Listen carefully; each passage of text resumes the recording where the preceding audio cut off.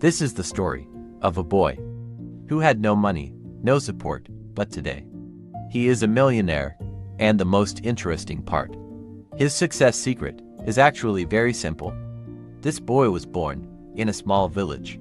His family's financial condition was so bad that sometimes even 2 meals a day were difficult. Going to school felt like a luxury, but still, he woke up every day with hope. People used to make fun of him. They said he could never achieve anything. But there was one thing inside him: determination. As he grew up, he started doing small jobs, sometimes working at a shop, sometimes as a delivery boy. But everywhere he went, he faced failure. He earned money, but it never stayed. There was even a time when he had only 100 rupees left. Then one day, he watched a video on the internet where he learned that making money online was possible.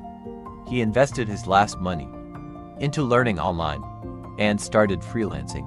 In the beginning, he had no clients for 10 days straight, 0 earnings, but he didn't give up. Then one day, he got his first order. Just $5, but that moment changed his life forever. Today, he earns thousands every month and has completely changed his family's life.